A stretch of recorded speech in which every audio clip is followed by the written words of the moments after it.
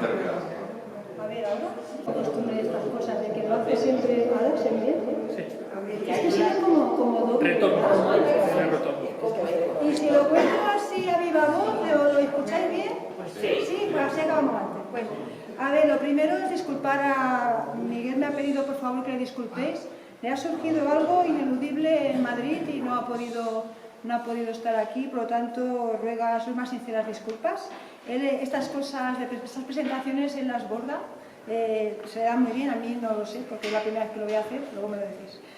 Así que me ha hecho toda esta chuleta para que contemos un poquito pues, lo que hasta ahora está siendo este ciclo de conferencias. Bueno, ya sabéis que empezó con un discurso museográfico por parte de Concepción Rodríguez, que es técnico de colecciones de este museo. Y luego continuamos con una conferencia por parte de Santiago David Domínguez sobre los primeros pasos de nuestros antepasados paleolíticos. Luego, el 21 de marzo, o sea, ya la última conferencia fue de la profesora Primitiva Bueno, que es catedrática de Prehistoria de la Universidad de Alcalá, que continuó con la conferencia de las primeras transformaciones del medio conquense, el neolítico, en el interior peninsular. Así, hoy nos encontramos con la conferencia que es entre el calcolítico y la edad de bronce en Cuenca, el horizonte de la cerámica de Hornajos, que va a ser impartida por doña Catalina Galán Saunier, profesora titulada jubilada de la Universidad Autónoma de Madrid, y doña Mari Carmen Pollato Holgado, que es profesora titular jubilada de la Universidad de Castilla-La Mancha. Bueno, sobre la conferencia de hoy, deciros que nos va a hablar de un yacimiento clave en nuestra prehistoria, como es el yacimiento de los Dornajos, que es un enclave ocupado desde el bronce antiguo, en la segunda mitad del tercer milenio a.C., hasta los últimos siglos del mismo, en algún momento anterior al 2000 a.C. Pero lo más importante de este yacimiento no es solamente el análisis estratigráfico, sino la identificación del tipo de yacimiento del que se trata. Para hablar de esta complicada interpretación de los restos materiales, de cerámicas y contextos constructivos, contamos hoy con las investigadoras que más han trabajado y mejor conocen este yacimiento y su problemática dentro de la edad de bronce de la meseta conquense. Por un lado, la profesora Catalina Galán Saunier, que es profesora titular del área de Prehistoria y Arqueología de la Universidad Autónoma de Madrid, que es doctora por dicha universidad con su obra Calcolítico y bronce inicial en la meseta, los enterramientos.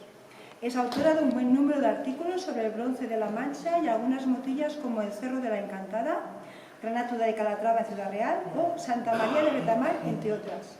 Es autora del libro sobre el yacimiento arqueológico de los Dornajos, de la Hinojosa en Cuenca, y la profesora Carmen Pollato Holgado, que es profesora titular de Prehistoria de la Universidad de Castilla-La Mancha, es doctora por la Universidad Autónoma de Madrid por su tesis El horizonte campaniforme en la meseta, Portugal y Andalucía. Nueva propuesta para su análisis de la cerámica y su inserción en las facies calcolíticas y peninsulares. También ha trabajado junto con la doctora Catalina Galán y por separado en importantes proyectos de puesta en valor de la arqueología conquense, como el propio yacimiento de los Dornajos o enclaves como el conjunto del arte rupestre de Villar del Uno. Ambas formaron parte del brillante equipo de trabajo del fallecido recientemente profesor José Sánchez Meseguer, con quien fueron pioneras en la investigación de la cultura de las motillas y el denominado bronce de la Mancha. Sirva esta breve presentación y esta conferencia de hoy como merecido homenaje a nuestro profesor y uno de los investigadores más avanzados dentro de la investigación de la edad del bronce de la meseta manchega. Vale, pues damos lugar ya a la parte de la conferencia correspondiente a doña Catalina Galán Saunier. Ya sabéis que al terminar la conferencia pues hay un turno de preguntas en la que podéis, en fin, las cosas que tengáis claro, lo que queráis, pues aquí lo van a contestar. Y nada más, muchas gracias. Bueno. Buenas tardes. Y primero disculpas por el retraso del asunto de preparar las técnicas estas de la proyección y demás. ¿Me oyen mejor así o si pongo el... No, mejor sin micrófono, ¿no? Vale. Bueno, a ver, realmente el yacimiento de los Dornajos, que está en la Hinojosa, que es un pueblo supongo que conocido por todos ustedes, está en la carretera nacional de Valencia, o vía autovía, es un yacimiento que lleva dándonos problemas exactamente 50 años. Esto puede sonar un poco fuerte, pero es que realmente en el año 74 fue cuando nosotros tuvimos conocimiento de este yacimiento. Don Zenón era cura párroco en la Hinojosa, su amigo, el alcalde, entonces alcalde, que era hermano del organista de la catedral, don Vicente Martínez Villán, que a algunos de ustedes les sonará, el nombre, pues nos contaron que en aquel pueblo había una serie de grabados muy raros en la roca, que había unas cerámicas en algunos sitios también que a nosotros nos parecieron bastante raras, entre otras cosas porque estaban decoradas por dentro y por fuera, como se puede ver ahí abajo, podéis, Terratón baila solo. Y que había unos materiales que, bueno, pues nos resultaban francamente muy interesantes. A partir de ahí hicimos una prospección, vinimos por la zona a ver más o menos qué es lo que había y dónde lo había. Empezamos a excavar en el yacimiento de los Dornajos en el año 76, se hicieron varias campañas hasta la del año 82, y a partir de ahí, cada vez que hablábamos de la cerámica de los Dornajos, que ya llegó un momento que la llamamos cerámica tipo Dornajos, porque era bastante especial, empezó la diversidad de opiniones entre unos investigadores, otros investigadores, más sobre la propia cerámica que sobre el propio yacimiento. ¿Por qué? Pues porque la excavación del cerro, que es un cerro muy pequeño, pero que supuso en esas campañas excavar 200 metros cuadrados en lo que es el cerro y 24 metros cuadrados en la zona llana que está junto a ella, nos dejó ver que allí lo que había era un cerro con roca natural de yeso, margas de un color, margas de otro color, rojas en una zona, verdes en otras, pero eso también nos dejó observar que era un yacimiento que tenía muy poca cantidad de restos arqueológicos depositados allí encima de aquello, que había muchas diferencias entre lo que había en el cerro y lo que había en la zona llana, que no había sido un sitio de habitación, no había sido un poblado, pero tampoco había sido una necrópolis, porque allí no había restos funerarios, aunque últimamente algún investigador por ahí dice que esto era un túmulo funerario, cosa que a mí me gustaría saber de dónde sale, porque no había absolutamente nada. Algunos de ustedes a lo mejor han oído hablar de un enterramiento que había en la zona alta del cerro, pero era un enterramiento que se había hecho en una fosa que cortaba todo el relleno anterior. Es decir, un enterramiento, como quien dice, de ayer por la tarde, de hace muy poco tiempo, y además las características de cómo era, la postura de los restos humanos, teníamos todos los argumentos para pensar que era un enterramiento muy reciente, que nada tenía que ver con el yacimiento prehistórico. El yacimiento está en la provincia de Cuenca, está en la comarca natural de La Mancha, está muy cerca de lo que es el actual núcleo de población de La Hinojosa, y es un cerro pequeño, en terminología de prehistoria del bronce de la zona interior de la península, lo llamamos morra, pero es que también es una denominación bastante popular por la zona. A los cerros pequeñitos se los suele llamar en muchos sitios morras, que está muy cerca de otro un poco más grande, que es el de San Bernardino, y que es un yacimiento en el que no se ha excavado, hay restos de que alguien anduvo por allí, pero sobre todo hay bastantes grabados rupestres. Esto está en un valle especialmente amplio, un valle precioso y estupendo, pero un valle que hoy tiene ese aspecto, pero hace 4.000 años tenía un aspecto totalmente distinto. Y los topónimos actuales recuerdan eso. Hay topónimos que hablan de navas, de navazos, es decir, de zonas donde se acumula el agua, o bien agua que sube debajo del suelo, o bien cuando llueve. ¿Por qué? Pues porque las arcillas y las margas no dejan que el agua se empape. Hay topónimos que hablan de fuentes naturales. Es una zona por la que discurren además dos ramales de la Cañada Real Conquense que se unen al sur del yacimiento y que van directamente a parar a Villarrobledo, es decir, a la zona de Alicante. Es muy normal que quien tenga que andar con el ganado para arriba y para abajo, para arriba y para abajo, vaya por sitios donde hay prados, donde hay agua, es decir, donde el ganado pueda comer y pueda beber. Es bastante normal para la mente de cualquiera, no hace falta ser ni histórico ni prehistórico. Cuando llegamos por primera vez al yacimiento, vamos al cerro, no había absolutamente ninguna pista de qué demonios era lo que había allí. Es decir, no había más que algún fragmentito de cerámica en superficie, no había restos de muros, no había nada que nos diera una idea de qué demonios podía haber allí dentro. Es más, si se fijan ustedes, en esta parte de aquí hay vegetación, Bueno, pues al otro lado, en la otra ladera, prácticamente no había nada, o sea, no estaba pelado. Es más, el yeso había cristalizado y salían flores de cristales a superficie. Aquello pues complicaba un poco la cosa, porque un poco, pues, ¿por dónde empezamos? Pues empezamos por abrir una serie de áreas de excavación en la parte más alta del cerro, y en función de lo que allí encontramos, luego abrimos un poco más, lo que está aquí marcado en azul, y abrimos también unos cortes en la zona llana. Seguimos varias campañas después, vimos que no había absolutamente nada en lo que está en los círculos rojos, y por lo tanto pues continuamos la excavación hacia la ladera norte, es decir, hacia donde sí había algo de yacimiento arqueológico.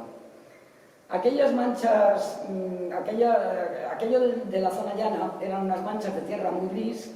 Normalmente la tierra es gris cuando tiene mucha materia orgánica, basura, para entendernos, de restos de habitación. Entonces por eso abrimos unos cortes ahí abajo, pensando que podría haber habido allí unas cabañas, gente que hubiera vivido en unas cabañas que no habían dejado restos de arquitectura ninguna, pero bueno, pues cabañas de chozos, para entendernos, de materia orgánica que hubiera desaparecido con el tiempo y que hubiera quedado los restos de haber vivido allí la gente. Encontramos muchos restos, muchos fragmentos de cerámica, encontramos muy poquitos materiales que no fueran cerámica, muy poquitos restos de fauna, es decir, de lo que presuntamente hubieran comido aquella gente, además de vegetales y cultivados y tal, pero no pudimos asegurar nunca que aquello hubieran sido cabañas, por lo tanto nos quedamos con la duda.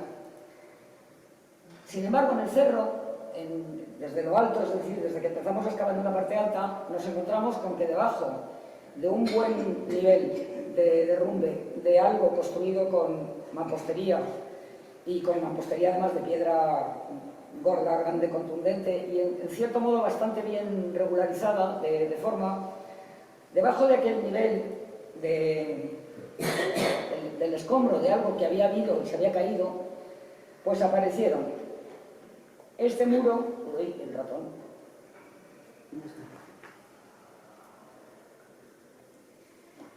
mejor dicho, los cimientos de un muro, porque eso es la parte de la cimentación.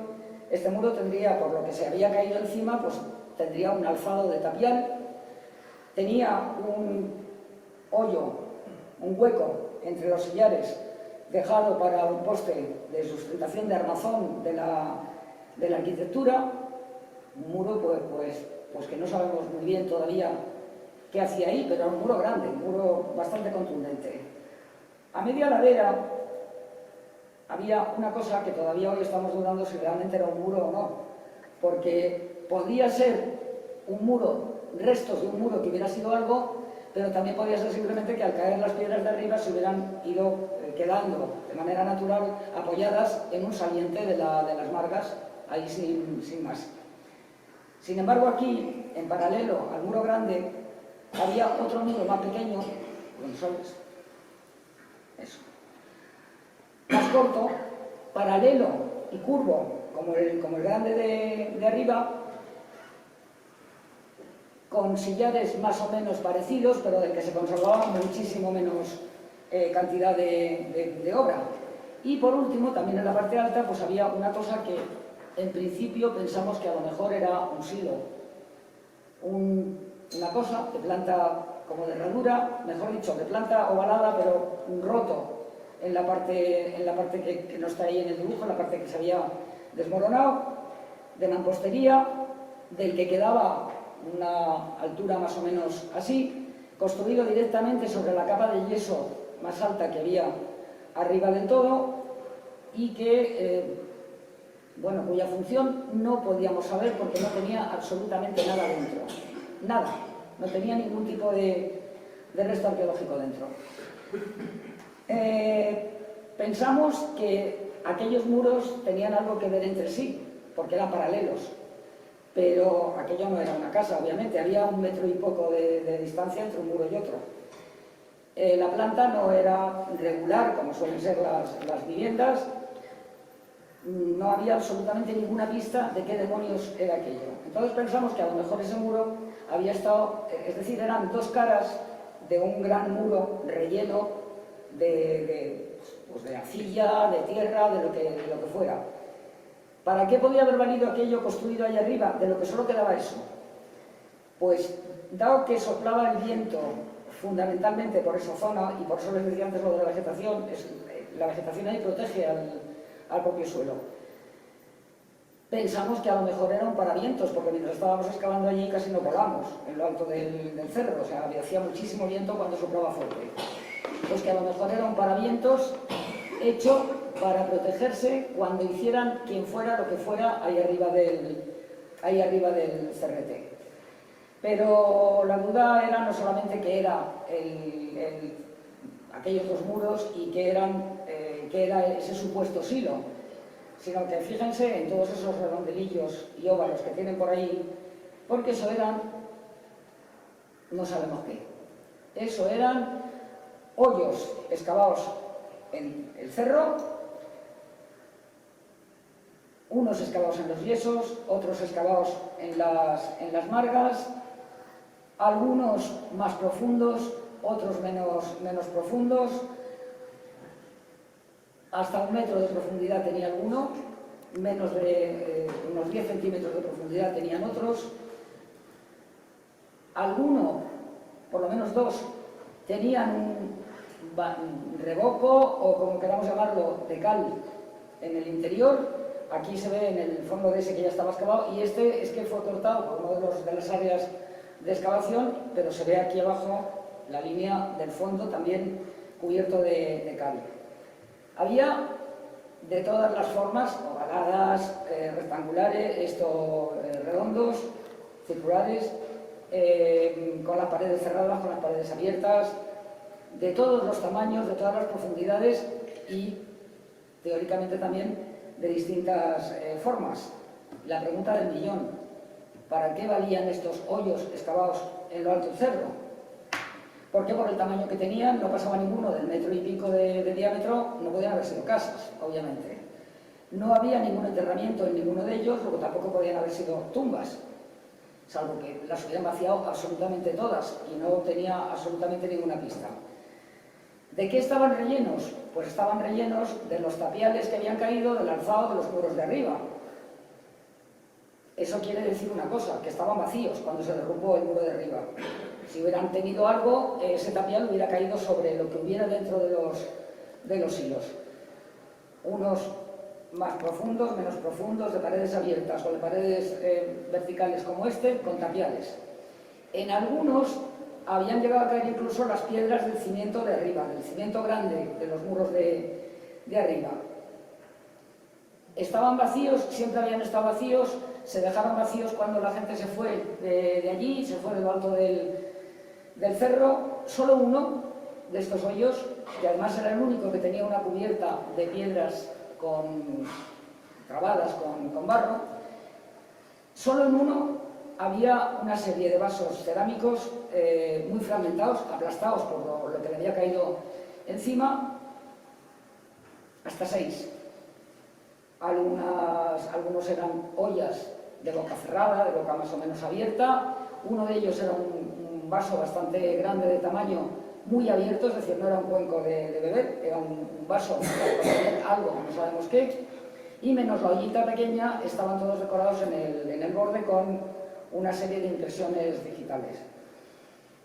Ese hoyo estaba a media ladera, no estaba ni en lo alto ni en la parte más baja. Estaba en una zona de contacto entre las margas rojas y las margas verdes. O sea que tampoco cabía pensar, a ver, los de las margas excavados en marga roja se utilizan para una cosa y los otros para otra. Ese estaba justo en la zona de contacto de los dos. Total, que seguimos sin saber exactamente qué demonios era lo que había en el cerro.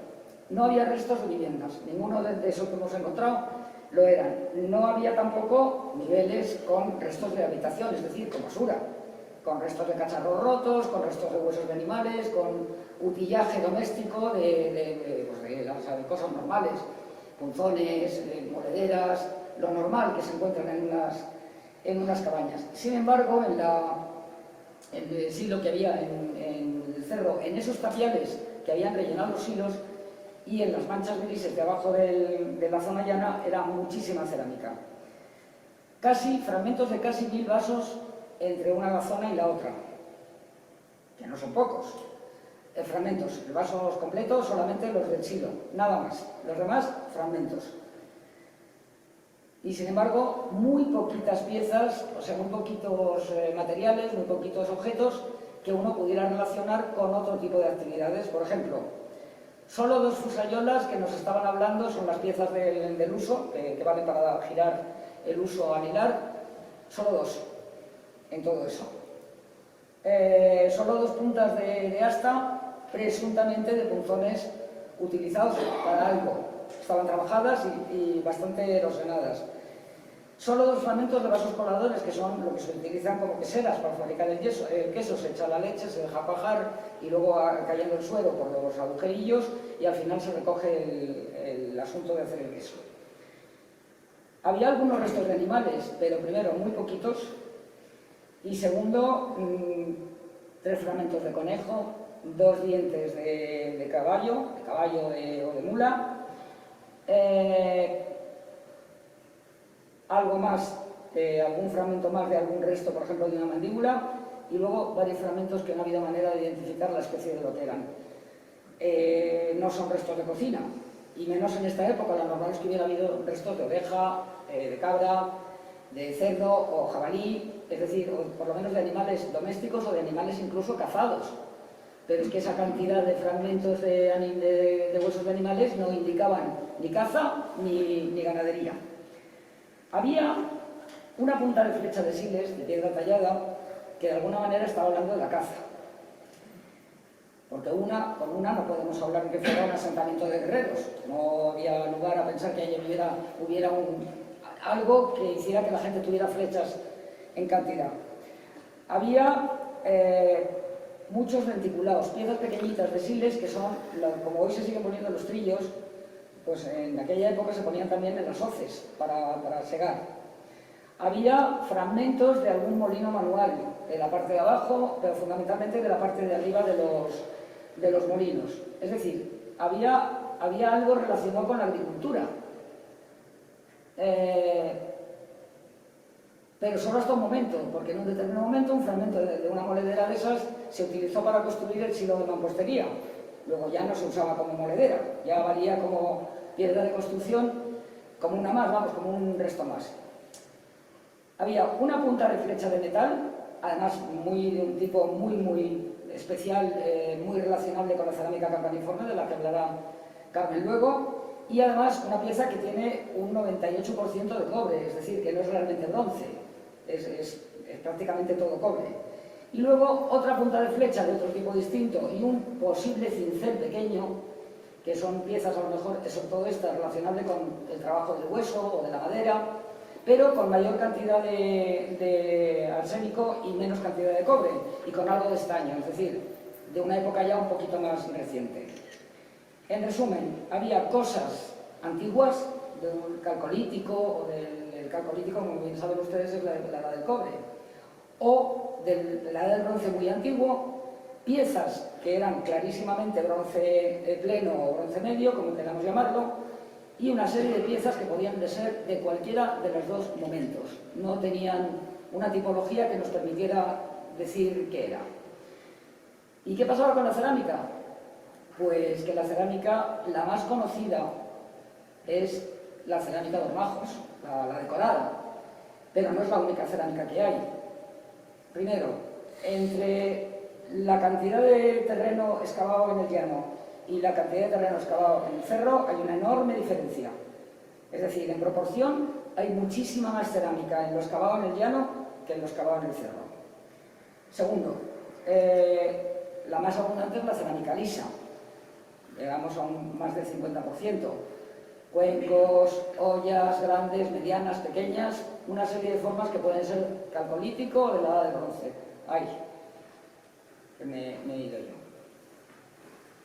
Bueno, luego había también cerámicas decoradas con impresiones en el borde, como aquellas del silo, de varias formas y con distintos tipos de modelo de decoración, dedos de personas grandes, de personas más pequeñas o más delgadas, o como queramos llamarlo, ollas, y solo muy poquitos vasos como este, con esta forma de vaso de vaso carenado. ¿Dónde voy? Aquí.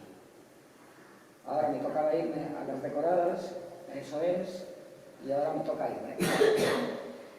Las más problemáticas son las cerámicas decoradas. ¿Por qué? Pues porque su porcentaje de representación es altísimo en relación con otros yacimientos conocidos, por sus propias características y por su propia funcionalidad, porque habrá que ver para qué valían esas cerámicas decoradas, por su dispersión geográfica y por su cronología.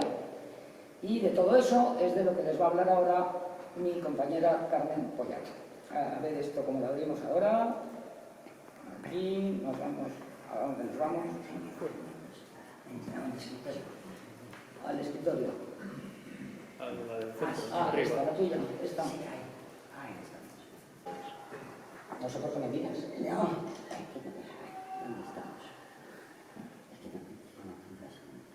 Bueno, yo, como Katia dice que hace 50 años, pero creo que hace como 36, 37, 38 aproximadamente, que se publicaron la primera vez estas cerámicas y bueno, las habíamos tenido en la mano y decíamos, Dios mío, esto es como el campaniforme, pero esto no es campaniforme. Entre otras cosas porque había campaniformes que conocíamos de haber limpiado también y por lo tanto lo primero que nos dejó flaseadas fue que la mayor parte de ellos tenían decoración por el interior. Fueran fragmentos tipo miga o fueran fragmentos un poquito más grandes. Entonces, claro, dices, bueno, ¿y esto hay más por esta zona cerámicas de este tipo? Para eso, claro, lo que tienes que hacer es revisar la bibliografía, que nunca en Castilla-La Mancha hay mucha, y mucho menos ya tan especializada. Pero sí conseguimos encontrar unas cuantas publicaciones que nos hablaban y claramente había documentación gráfica de esos fragmentos. Algunos, bueno, pues más o menos se localizaron, algunos compañeros nos entregaron fragmentos procedentes de otros sitios y algunos investigadores, pues como Virgen Schule, el excavador del Cerro de la Virgen de Oce, nos enseñó un fragmento que tenía allí también con decoración interior. Nos dijo, estas como las vuestras, es como lo que vosotros estáis llamando el tipo de hornajos. En realidad no sabíamos muy bien qué estábamos haciendo o de qué estábamos hablando. Primero, porque nos había sorprendido la enorme cantidad de fragmentillos, porque muchas veces son miguitas de cerámica que había. Y tanto muchas en la pie del cerro, otras, como ha dicho Katia, estaban arriba entre los tapiales. Claro, dices, ¿cómo es posible que haya tantos fragmentos y no consigamos pegar ni uno? Que es una de las ambiciones más claras que tiene el arqueólogo cuando ha lavado la cerámica, la ha rotulado, la pone en la mesa y dice, a ver, ¿qué pega? Pues no pegaba nada. Era prácticamente imposible. Es decir, los fragmentos eran de vasos distintos por las pastas, los colores, las decoraciones, por todos los atributos que le quieras poner. Y la pregunta era, ¿dónde rayos están los fragmentos que nos faltan? Porque no están. Bueno, o por lo menos no los hemos encontrado.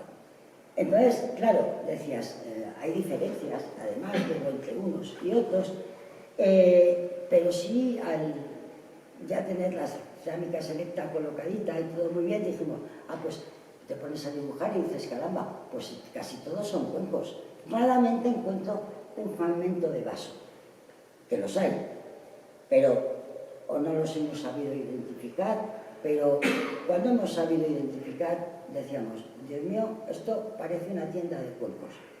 Ahí lo que había eran muchísimos cuencos.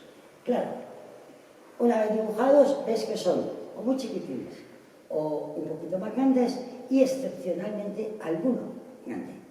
Pero en general son pequeñitos. Casi todos son de casquete, de casquete de esfera, otros muchos son de...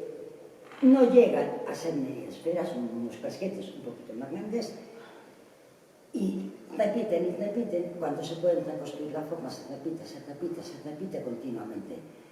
Dices, bueno, ¿qué es lo que pasa? ¿Por qué hay tanto cuenco pequeño y tan poco mediano y grande? Pues vaya usted a saber. Dice, claro, dices, ¿y qué función tiene todo esto? ¿Por qué tienen una colección de cuencos en este sitio? Como tenían decoración campaniforme, dijimos, bueno, pues por fuera, pero por dentro eran absolutamente distintos. Fue cuando dijimos, esto es un grupo distinto, tipo de hornajos. Esto hace, en el año 76 me parece, que es cuando dijimos, el tipo de hornajos. Vale, estamos, si os fijáis, estamos viendo unos mapas de distribución, uno del año 217, el otro es que se me olvidó ponerlos, de Cardoso, del año 2014, y ahora, al cabo de 40 años, no, 30 y tantos, empiezan a aceptarse de mala manera, diría yo, la existencia de este grupo como diferente del Cienpozuelos, con el cual tiene relaciones, evidentemente, pero no es Cienpozuelos, en el sentido estricto del término. Vista la dispersión territorial que tienen, además, hemos podido ver claramente que se concentran en una determinada zona que tiene un interés muy particular. Esto es una tabla del año 2019 de una investigadora de Valladolid, donde ya aparece, con mucho cuidado, a ver si lo veo, aquí ya la he encontrado, aquí, esta letra M es cuando ella ya habla de los hornajos, los mete en las tablas tipológicas del campaniforme, en todos los modelos regionales, etc. Eso, te caché, sí, estos son los regionales, por dentro y por fuera. Ahí. Entonces, dice, bueno, ya la han metido, bueno, pues no vamos mal. Está muy bien, se considera una variante regional y al estilo, bueno, pues de los pirenaicos, de los del sudeste de Francia, de los valencianos o de los demás de Armónic, me da igual. Pero bueno, ahí está, que no es poco. Claro que hemos entrado en la tabla de los campaniformes cuando han entrado los vasos lisos. Vasos lisos que cuando yo hice la tesis me dijeron, eso es una estupidez. Le dije, pues son vasos lisos, ¿te acuerdas? Sí. Son vasos lisos. Bueno, pues hemos tardado otros 40 años en aceptar que hay vasos que morfológicamente son igual que un campaniforme. Dentro de la multitud formal que hay del campaniforme, porque nadie se piense que todos son el vasito típico Cienpozuelos, así, muy bonito. Pues no, hay de todos los colores. Vale. Ahí va. Vale. ¿Qué dijimos? Bueno, pues oye, lo vamos a plantear, vamos a verlo. Vamos a ver qué tenemos en este sitio, qué no tenemos.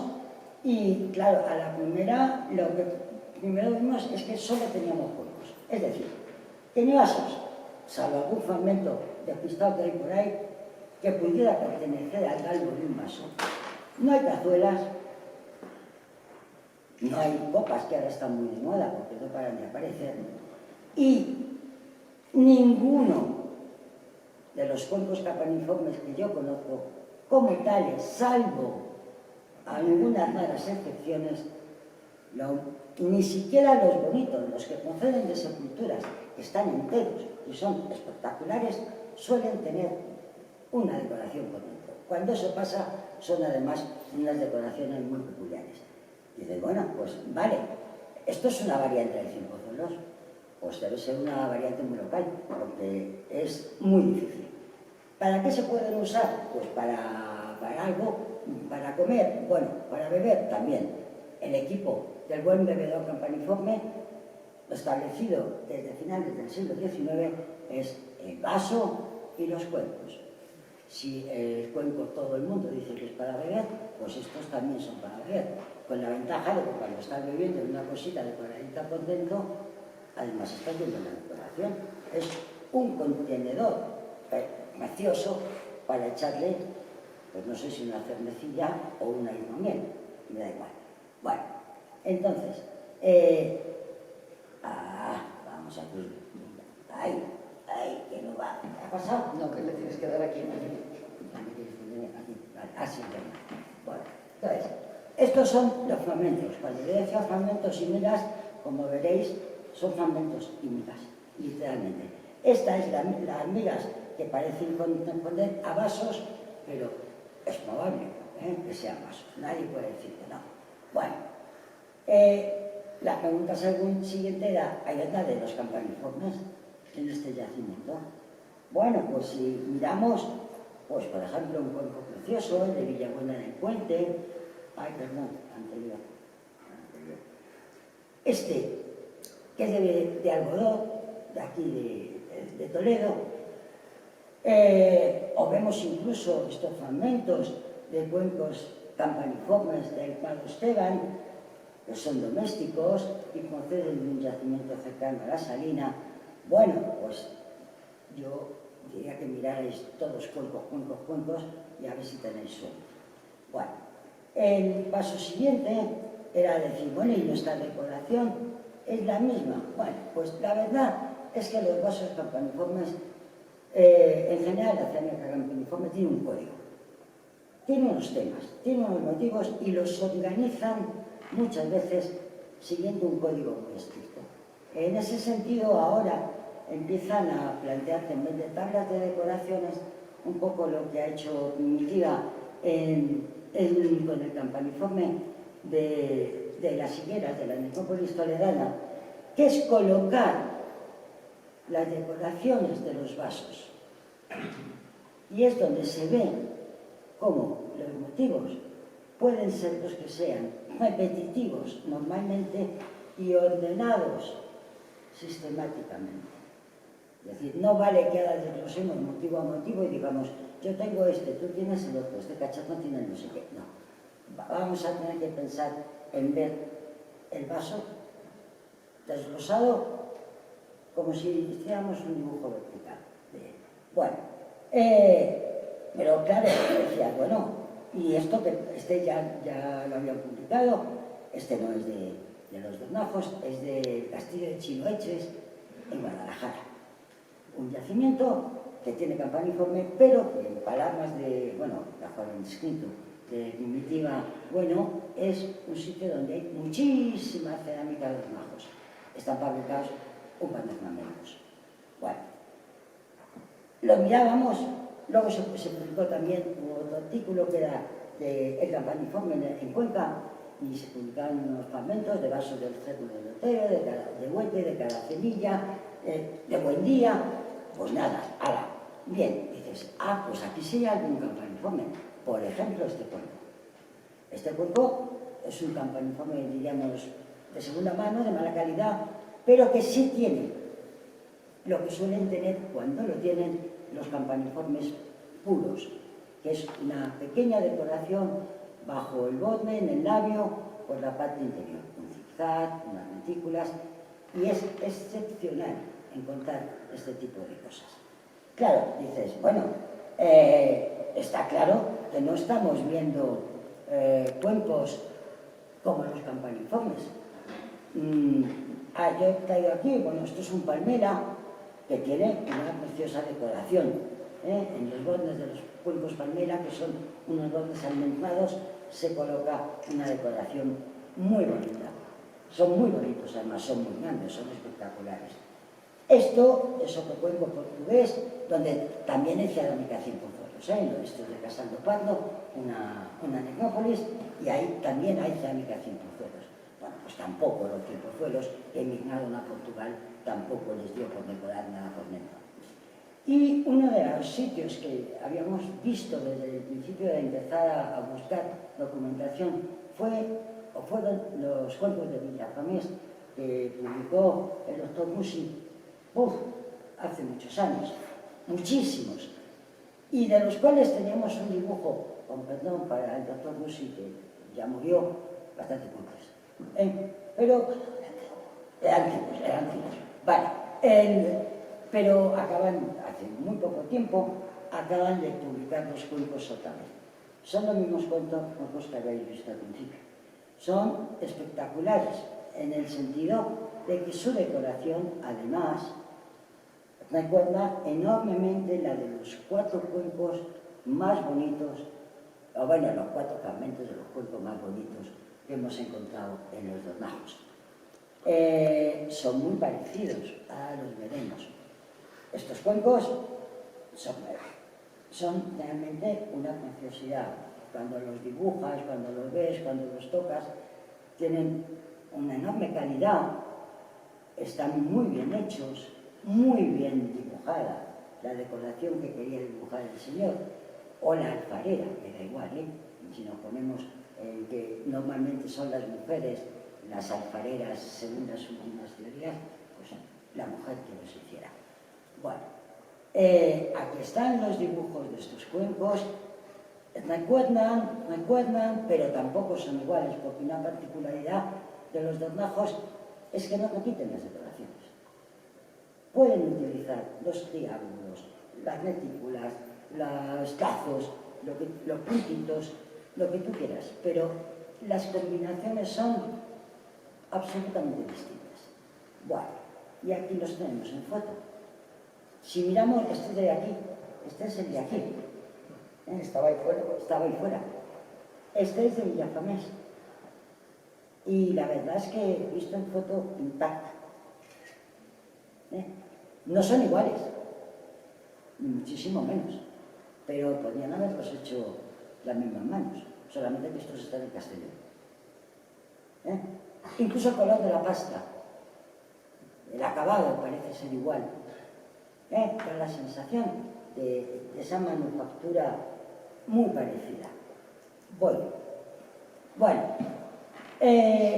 claro, cuando dijimos que estaban relacionados con la sal, en los últimos años a todo el mundo le ha dado por buscar sal, incluido el asociar el origen del campaniforme marítimo portugués a la sal del estuario del Tajo, hasta el punto de que ahora se admite que ese campaniforme internacional tuvo su origen en la zona del Tajosado y que funcionó dentro de las líneas del comercio de la sal que se estaba explotando ya en ese momento. De hecho, ahora mismo lo que está de moda es buscar sitios en Europa donde haya sal, pero también en España, lógicamente. Entonces, una de las cosas que ha pasado en estos últimos años es que se ha visto, el doctor Delibes de Castro dijo que en un momento determinado, al ver dónde estaban las tumbas campaniformes individuales de Fuente Olmedo, de Pájaros de Aja, de Portillo, de San Boal o Villaverde de Iscas, él vio que estaba muy cerca de navazos, manchas que eran salinas, y dijo, pues entonces parecería posible que los campaniformes fueran gente que explotó la sal 100% aquí. Estas son las zonas en las que se ha estado mirando y la suerte fue que encontraron las lagunas de Villafácera. Claro, la sal es un producto muy importante, pero lo es no porque la estemos usando ahora, es que ha habido que usarla toda la vida, incluso en las épocas más antiguas que se nos pueda ocurrir, porque es bien cierto que si nosotros comemos plantas naturales tenemos sal, o si cazamos un bicho, pues tenemos sal, pero luego la necesitamos, por ejemplo, para una cosa tan tonta como conservar la carne. Entonces, pues realmente no es una novedad para nadie. La novedad es la explotación sistemática de los sitios donde hay sal. Bueno, aquí tenemos el salón de Ocaña cuando está seco. Las plantas salófitas, bueno, por todos sitios. Y entonces, claro, dices, bueno, en Portugal no tenían la enfermedad portuguesa, cogían la sal, como en las salinas marinas actuales, la preparaban tal, la metían en el cacharrillo y la mandaban Atlántico Norte arriba hasta llegar a los Países Bajos o a Inglaterra. No había ningún problema. Pero claro, dices, bueno, es que sal hay en muchos sitios del interior. Y la explotación sistemática deja unos restos, sobre todo con una de las técnicas, que es la ignición. Necesitan cocer la salmuera, necesitan que luego ese producto normalmente se pase a moldes y eso va quedando en los yacimientos. Eso es, por ejemplo, lo que ha pasado en Villafáfira. Pero nosotros vivimos en una región donde hay charcos, charcas, lagunas, salones, saladas, hipersalinas, manantiales y lo que uno quiera con sal por todos sitios. Y bueno, pues claro, el plantearte es que es posible que mucha parte de estos humedales hayan sido explotados para recoger la sal, de la que se almacena por fuentes fluviales porque no se tragan las arcillas en agua, y luego, bueno, pues de las que conocéis todos, las lagunas saladas y esas cosas. ¿Cómo obtenemos la sal? Bueno, pues relativamente fácil. La pueden obtener por ignición o la puedes obtener por insolación. Es decir, cuando pega el sol se seca la salina y arrancamos o podemos tener, o en la sal que hay en un manantial, y podemos tener la sal, cogerla con la mano, no necesitamos aplicar un tratamiento. Cuando se aplica el fuego, bueno, pues digamos que esto es la ignición, desde calentar, verter, volver a poner, meter a los moldes. El molde es muy interesante porque te da, puedes utilizar una medida determinada, como hacían los romanos, y entonces tienes un peso y una medida, pero no hace falta. Podemos hacer simplemente esto, captar la salmuera, recolectarla, verterla en una pira, es decir, no necesariamente tenemos que esperar a la costa, podemos verterla en un fuego y luego cuando se apaga recoger los cristales porque el choque térmico ha dado lugar a cristales. Puedo hacerlo también quemando las plantas halófilas, que son las que les gusta estar en los sitios salados. En todos los casos lo puedo envasar en sacos, en vasitos, puedo llevármela, puedo ir a la salina, coger y marcharme con ella, con mi sal en un saquito a mi pueblo, que está a 3 kilómetros, y ya tengo sal para una semana. Puedo distribuirla en contenedores físicos, tongiles, como lo que se hacía con los campos uniformes internacionales, o como quizás se pueda hacer con los hornazos, porque es relativamente fácil. Bueno, se ha dicho que los saquitos serían como los del acuario, murciélagos, y aquí está el hombre pues colgando los saquitos a que se sequen. Bueno, era una posibilidad. Hay yacimientos como espartinas donde conviven la cerámica Cencoceros y la cerámica Normagos. Hace muy poquito tiempo que se ha excavado las colmenas de Salinas. Pero lo normal es que no pase eso. Bueno, en la meseta, el yacimiento de Molino Sanchón ha sido el que ha marcado la pauta del estudio de la sal. Detrás de él han ido unos cuantos yacimientos más. Los vamos a ver en una tabla. Bueno, aquí los tenemos. Aquí he usado, bueno, la obtención, cuando se conoce. Estos son los cuencos, etc. Lo que los franceses llaman enriquetados, que son los pedazos a montones que quedan de los vasos para calentar, de los moldes, de todas estas cosas. Bueno, ellos además han encontrado los procederos y tienen tiempozuelos y cerámicas lisas. Otro yacimiento es Padre Esteban, donde simplemente es un yacimiento de estos, un campo de hoyos, donde se dice que la sal está seca y por evaporación. Hay tiempozuelos. En el Valle Salado de Añana se documenta desde el Neolítico, pero se supone que aquí debe ser por evaporación, porque nadie me explica por qué. Están máximos.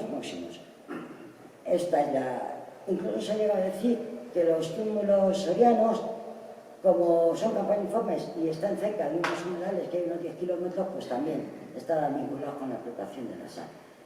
Es decir, salvo algunos casos muy concretos, y están en la meseta sur, en la submeseta, como es Espartinas, en Madrid, el Pontón Chico, en Seseña, el Valle de las Huecas, donde la doctora vuelve a decir que hay una veta de sargema, y en la finca La Paloma, donde hay un conjunto metálico, en este caso asociado a un manantial salobro.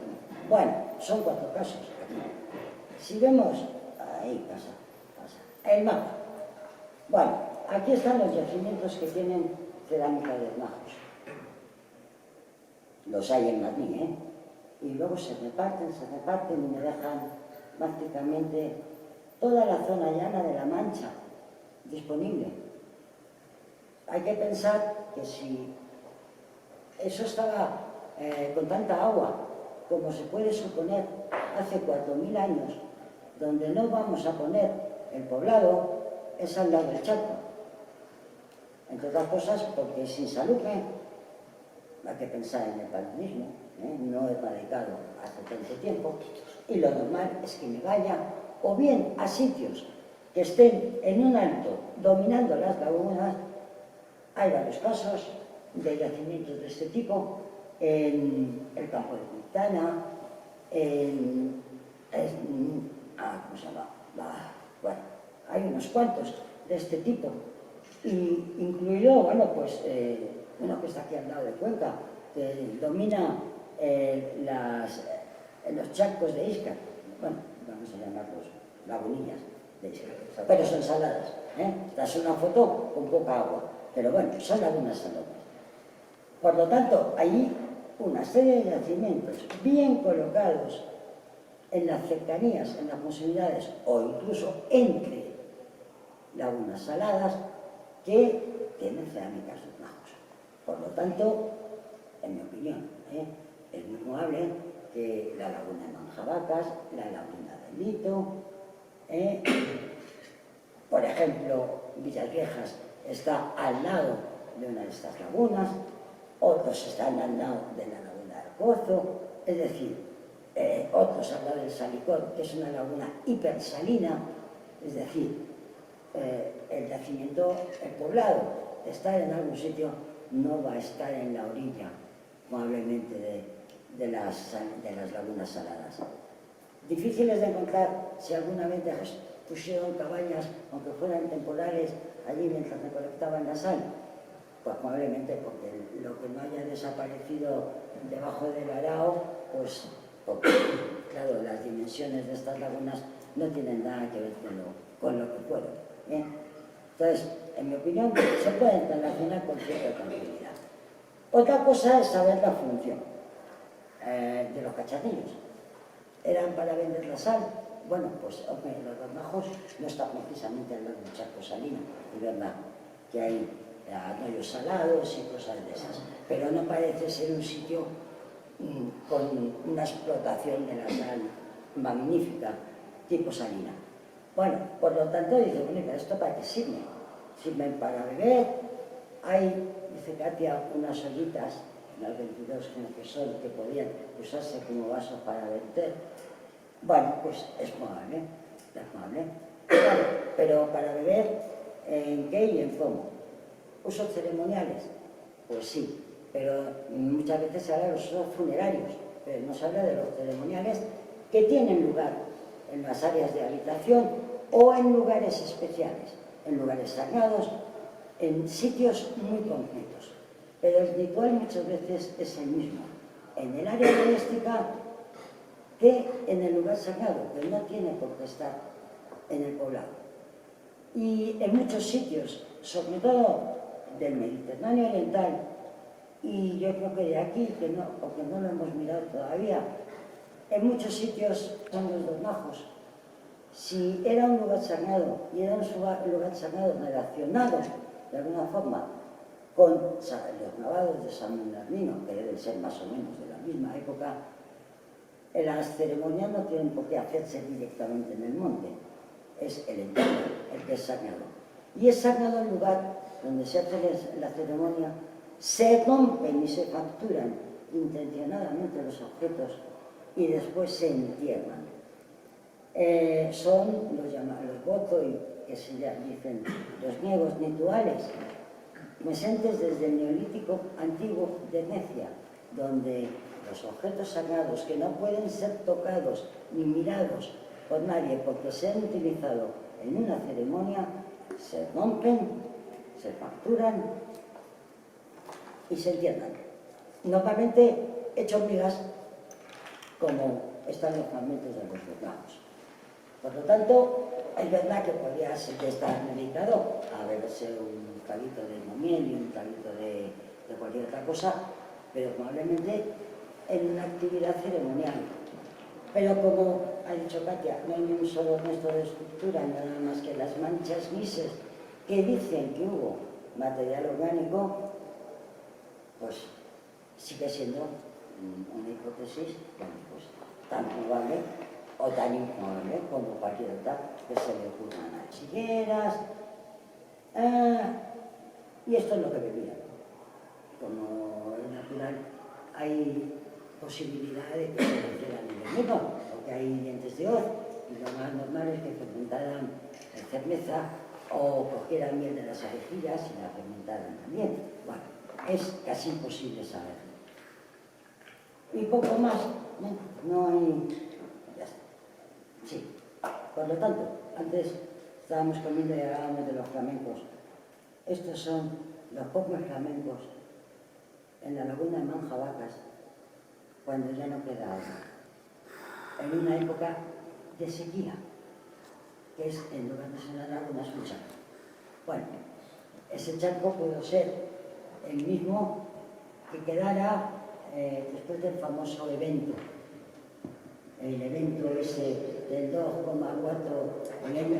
o 4,2, perdón, el evento árido, que está también de moda en este momento, pero que resulta que los egipcios ya se lo sabían, porque el final del Imperio Antiguo coincidió precisamente con una época de sequía, perfectamente escrita en sus jeroglíficos y perfectamente dibujados, porque eran unos señores que enseñaban las costillas cuando los dibujan y dicen que están cruzando el Nilo a pie. Es decir, que la crisis del 2200, la crisis climática del 2200, ya era conocida. Ahora, bueno, pues ahora ya está oficialmente conocida. ¿Qué pasa? Que esta gente que conocía bien ese territorio o lo explotó antes del 2200 o tuvo la posibilidad de seguir ocupándolo durante el 2200 y ser ellos los que controlaran la sal en ese momento, porque probablemente otros lugares de abastecimiento tenían muchos más problemas de los que había en el entorno de todas estas lagunas. No pasa de ser una posibilidad, pero lo explicaría. Y explicaría también por qué en algunos sitios, como es la laguna de la Acepción, los fragmentos parecen proceder de niveles muy anteriores a que aparezca la motilla. En el cerro de la Encantada los niveles son también muy antiguos. Entonces, bueno, pues vamos a suponer que ellos ya habían estado, tenían bien conectado el territorio, y lo más que pueden hacer es aprovechar esos charquillos que iban quedando para abastecer una demanda que debió de ser mucho más importante. Bueno, pues ya está, ya. Muchas gracias.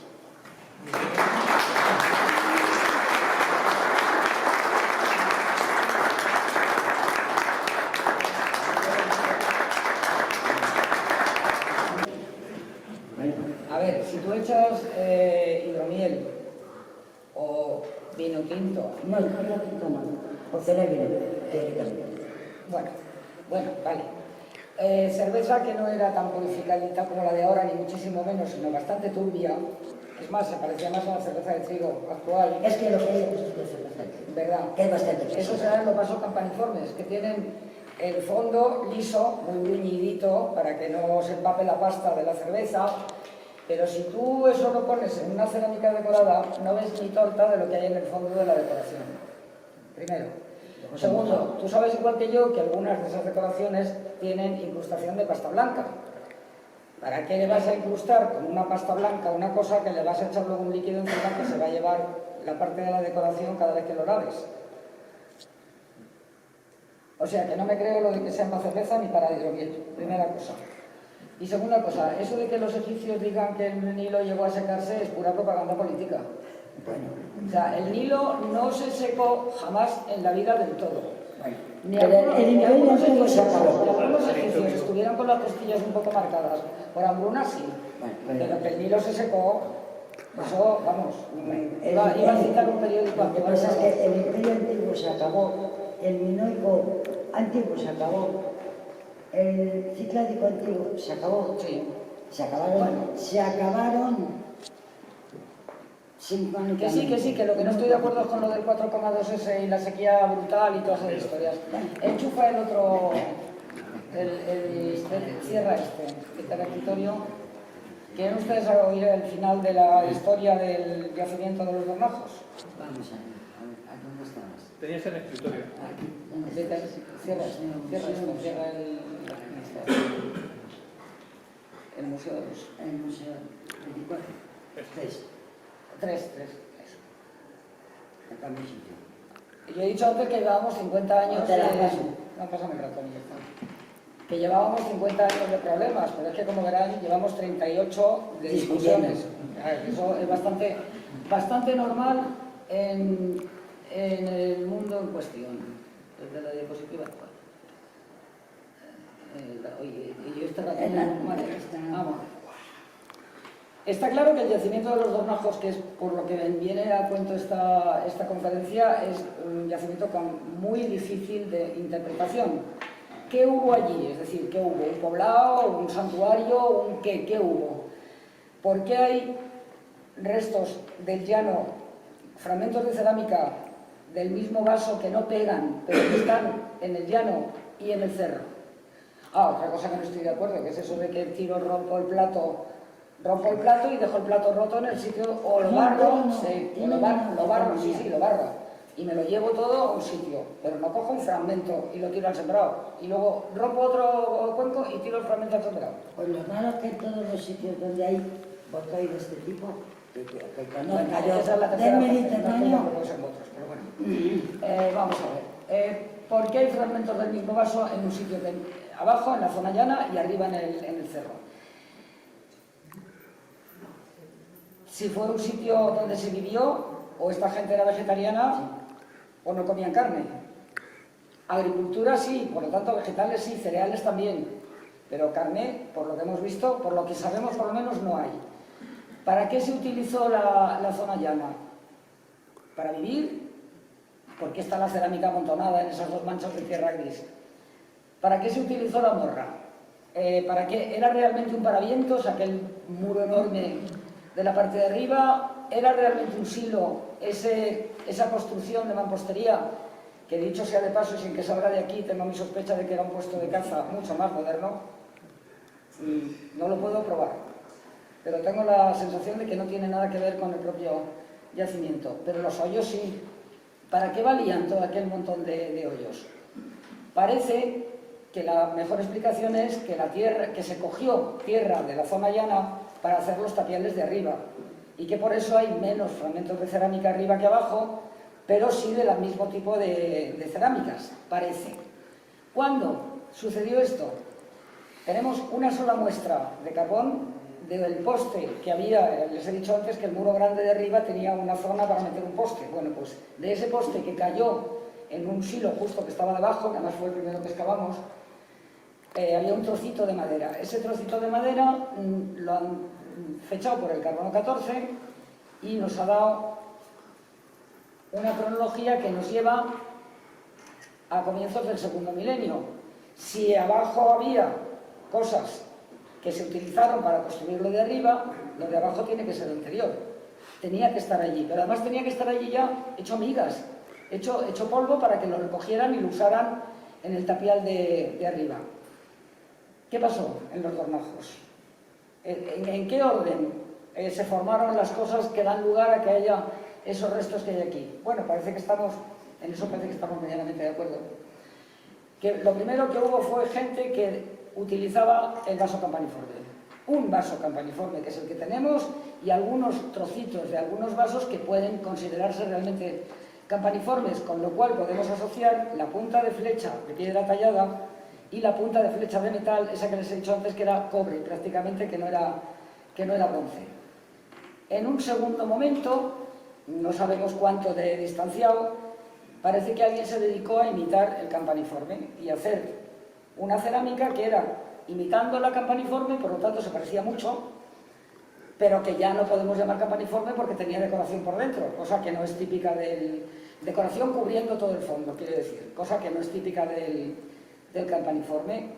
Eso fue además, la gente siguió utilizando el sitio y quienes fabricaban aquellas cerámicas, digamos que lo fueron haciendo pareciéndose cada vez más al original, cada vez menos al campaniforme. Ese cuenco difícilmente se puede considerar campaniforme, por no decir que no se puede considerar campaniforme, y ya el final del asunto es que llega un momento en que ya no hay nada parecido al campaniforme, incluso esta cerámica de aquí abajo tiene una decoración de espiguilla que ya es típica de gente de la meseta norte, además, por lo que quiere decir que por allí había cierto, si me permiten la expresión, purule de gente subiendo y bajando, cosa que tiene mucho que ver con la transhumancia, por cierto, y llegó un momento en el que ya lo que se hacían eran los vasos típicos de la edad del bronce, cerámica lisa y, si acaso, pues con decoraciones en el borde. Eso está muy bien, pero ¿para qué? ¿Por qué? ¿Quién y cuándo hizo los hoyos? ¿El muro de arriba? Bueno, el poste aquel nos da esa fecha. No podemos decir ni que haya razones para pensar que fuera anterior ni posterior. Esto es una propuesta de clasificación cultural y cronológica del yacimiento. Pero ¿y si en los Dornajos no hubo realmente un asentamiento? Si en los Dornajos fue, como ha dicho Carmen, o pudo ser un sitio ritual que tal vez tuviera relación con el arte rupestre, ¿cuál fue realmente la función de esa cerámica decorada? Que no es la más abundante, pero sí muy abundante en relación con otros yacimientos. Claro, que si esta estratigrafía y cronología es verdad, esto ha podido durar 500, 600 años. Es decir, ya los 1000 fragmentos de vasos se nos estiran en el tiempo, ya no es tanto, pongamos un ritual anual, ya no da para tanto el asunto. Es verdad que parece que hay una proporción de 2 cuencos por cada olla, pero esa proporción es real. Si no sabemos cómo se ha formado el depósito de abajo y no sabemos cómo se ha formado el depósito de arriba, está complicado el asegurar que eso sea verdad. ¿Todo esto es cierto? Bueno, pues de momento lo único que puedo decirles es que muchas gracias por su atención, que si a alguien se le ocurre cómo explicarnos esto, pues que mejor, como dirían por ahí, lo pregunten o lo cuenten ahora o callen para siempre, porque si no vamos a seguir otro montón de años discutiendo exactamente. Muchísimas gracias.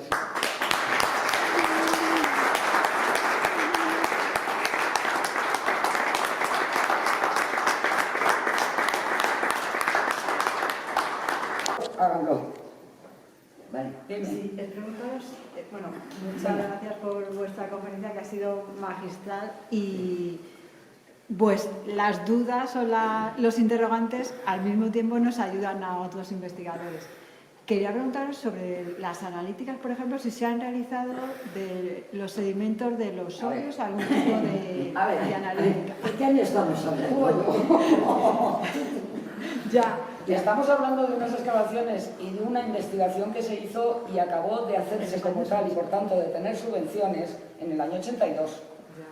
A partir de ahí, es decir, mientras hacíamos las tesis doctorales, mientras dábamos clase y preparábamos clase, etcétera, varios, no hemos tenido nunca subvención para hacer analíticas. Yo sé que ahora esto queda muy bien. Claro, con una analítica de lo que tuvieran los cuencos del silo, que era lo único que estaba cerrado, en el fondillo pegado, pues a lo mejor sabíamos algo más, pero sabríamos solamente lo de esos cuencos, lo de esas ollas. De lo de abajo del sembrado, imposible, porque eso estaba bastante traído y llevado para la mano ya. Porque se dicen ignoradas. Totalmente. Pero bueno, ya también me toca decir ahí, los yacimientos campaniformes, entre comillas, supuestamente como tales. Por ejemplo, el castro de Lecella, en Portugal, que es un sitio, bueno, o en verano en Zambuyán, que las cerámicas campaniformes están muy localizadas, porque por eso acaban los alemanes, que son muy ordenados y enseguida te colocan donde están las cosas.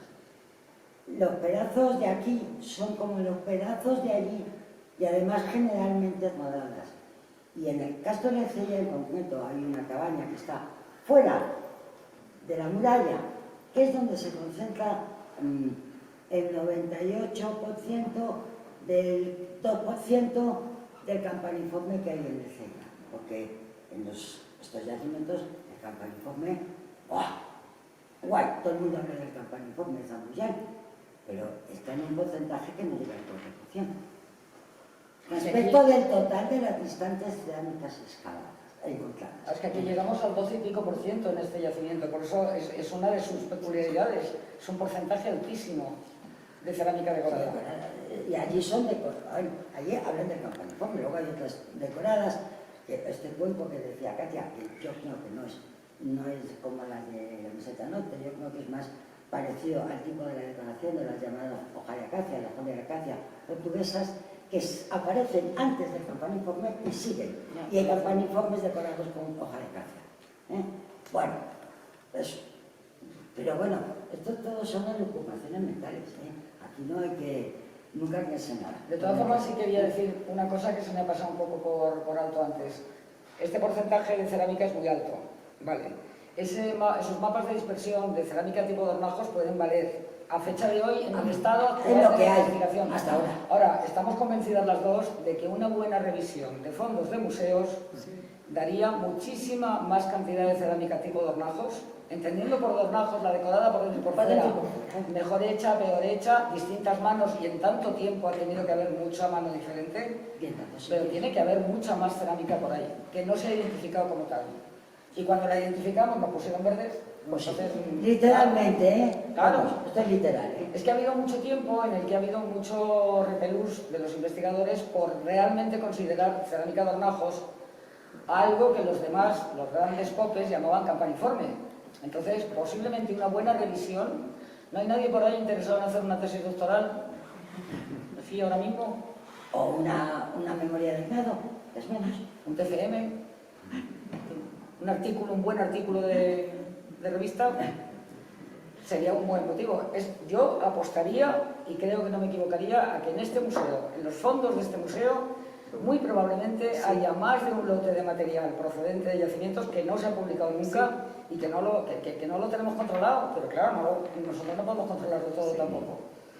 Entonces yo animo de verdad a todo el que le guste, al que le guste la alfarería y los temas, y otro ánimo también, si vale para algo, las técnicas decorativas. Es decir, no es lo mismo decorar una cerámica imprimiendo en el barro que dibujando en el barro. La mano para la incisión. Y ahí hay un buen estudio también porque hoy hay técnicas para detectar si es la misma mano, no es la misma mano, por la profundidad de la incisión, por la forma de dibujarlo, hay muchas posibilidades, o sea que... Incluso puede llegar a demostrar esa hipótesis preciosa, que es que eran las mujeres, bueno, las que hacían la alfarería, y que la alfarería, estoy hablando de campaniformes, se va distribuyendo también por una gran parte de Europa debido a los sistemas tribales de la mujer, ¿no? La mujer se casa y se va al pueblo del marido. La técnica y el cuenco. Se lleva la técnica, el cuenco y al niño. Y entonces se va Melina, pues, bueno. Entonces, iría difundiendo de esa forma, se iría difundiendo. Claro, dice, bueno, madre mía, pues sí que se casaron. Cuando tú miras los mapas de Europa llenos de estrellitas de campaniformes, dices, y solo son normalmente necrópolis, porque si se conocían poblados. Porque en Europa tampoco se puede decir que pillen por su número los poblados, hay tumbas para buñir y poblados para buscar. Es que es muy goloso de encontrarse en una necrópolis, una tumba con unos vasos campaniformes y te excavas todo lo que puedas de la necrópolis a ver si hay más. En un poblado te puede pasar que te excavas medio cerro y después de excavarte 3/4 del cerro dices, vamos a dejar esto para el futuro, a ver si nuevas técnicas y nueva gente con nuevas experiencias lo hace de otra manera, porque es por lo que paramos realmente en los hornajos. Bueno, es que... Y porque la regla oficial dice que nunca se debe agotar un yacimiento en su totalidad. Entonces, fieles cumplidoras, se paró. Aunque lo hubiéramos agotado, creo que estaríamos igual de Igual, agotadas que hoy igual. y no hubiéramos salido mucho del impasse. Entonces, ¿No se les ocurre preguntar nada más por ahí? me parece que nos hemos montado ya solas nosotros. Sí, eso también es. Sí, a mí me una pregunta. Si la concentración, digamos, de cerámicas que hay tanto en el cerro como en el campo, en la llanura, me imagino que lo primero que habéis pensado al no encontrar viviendas es dónde estaban esa vivienda. Si ese centro era comercial o era un asentamiento de uso. En cualquier caso, eso arranca o se deduce que tiene que haber en la proximidad una aldea o algo como un poblamiento. Lo situáis en el cerro porque en la llanura es improbable, porque se encharca, sino tendría que ser muy próximo a esa concentración de cerámicas. ¿Dónde lo situaríais vosotros? Pues no en San Bernardo. yo os iba a decir, la prospección que hicimos por todo el entorno, y nos recorrimos una buena cantidad de territorio, que nos llevó hasta Cervera del Llano, donde sí hay un poblado de bronce pleno, nos hizo recorrer bastantes sitios. Y, por ejemplo, en San Bernardino, donde hay unos grabados que probablemente sean tan antiguos como lo campaniforme de aquí, por lo menos algunos, hay muy poquita cerámica de hornajos, y lo que se ha excavado, que excavó Maribel Mercedes Navarrete en una parte, un par de cortes, no está claro que fuera realmente un poblado. En el Ranal, que también está cerca, realmente allí lo que hay es cosas que tienen que ver con la punta de flecha de Siles y con una O de Siles que había también en la primera diapositiva y tal, es decir, más antiguo que el campaniforme. Pero nada como lo que hay en los hornajos. Y por los alrededores, y en el llano efectivamente, el llano, y sobre todo en época húmeda, el llano y los topónimos hablan mucho, ¿no? La nava del no sé qué, o sea, y hay mucho arroyo y mucho... De hecho, excavamos una necrópolis ibérica en el Navazo, que está al lado del pueblo, que se llama el Navazo porque era una nava, un sitio donde se encharca en cuanto llueve. Entonces, es por eso que sospechamos que no es un asentamiento, que es un sitio al que iba alguien de vez en cuando a hacer algo. Ese algo, un rito, una ofrenda. Yo sospecho que esto tiene mucho que ver con la lluvia, con el agua, con llueve, no llueve... Con la vegetación. Yo siempre tengo aquí la sensación de que probablemente tuviera que ver, siempre se habla de los líquidos porque es lo que va con el campaniforme, pero yo también puedo ofrendar, como es habitual, sobre todo en el mundo minoico. Las ofrendas son cereales, son frutos de la tierra, son, aquí podríamos decir, bellotas, pero lo que se supone que son las ofrendas a la diosa minoica son de carácter vegetal. Y eso que ellos tienen, desde el tercer milenio, unos preciosos vasos de beber que son los llamados de Paz Amphictypelon. Alguno que haya visto fotografías de Toya, del tesoro de Toya, ha visto unos vasos con dos asas que son los de Paz Amphictypelon de oro y de plata. Pero los hay de cerámica, los hay de mármol, los hay repartidos desde Anatolia a Grecia continental y sobre todo las Cícladas. Entonces, pero sin embargo el ritual de ofrenda que conozcamos, desde los productos vegetales a la dea mater, no es... Intentamos en el Mediterráneo. Yo ahí el único problema que veo, otro más, es que en ninguno de los hoyos se han encontrado semillas. El único silo cerrado con cacharros tal cual tampoco tenía semillas carbonizadas dentro, entonces... Bueno, pero estén abajo los de las ofrendas a la DEA o al lavado, no quiere decir que luego los de arriba hicieran lo mismo. Pueden ser que... No, quiero decir que no cogen el cereal de los hoyos de arriba, sino yo creo que son mucho más antiguos. Estaba pensando al revés, en que echaran cereal en los hoyos, en ceremonias de estas que uno se puede inventar y suben con el cuenco y echan el cereal y en el cuenco llevan una lámpara de aceite. Si empiezas a mirar los paralelos etnográficos, es mucho más habitual la ofrenda de productos de la tierra, de productos vegetales, siempre que el vertido de líquidos, la libación suele darse más en los contextos funerarios que salvo unos templos ya muy determinados, muy definidos, en el mundo del Monte Medio del Mediterráneo. Pero lo más común, muchas veces, es que las libaciones se asocia, es decir, en arqueología lo más fácil es encontrar de cosas que plantean estos problemas en el ámbito funerario. Entonces se asocian con ritos funerarios, pero vayamos al mundo de la arqueología o el paralelo etnográfico, el rito de bienvenida al amigo lo seguimos practicando. Claro, en esa casa y te ofrezco una copa de vino. Como O lo que sea. buen moro te daría un paisano. Un griego coge el vino, lo tira por no sé dónde, coge el plato y lo tira para allá y lo rompe. Es muy peligroso el paralelo etnográfico, pero algo de verdad hay detrás de estas cosas. Sí. No tanto, o político, es decir, lo normal es que cuando antes se celebra un pacto, no los políticos se celebran, sino los antiguos, con una buena comida. Y celebras que has un enlace matrimonial.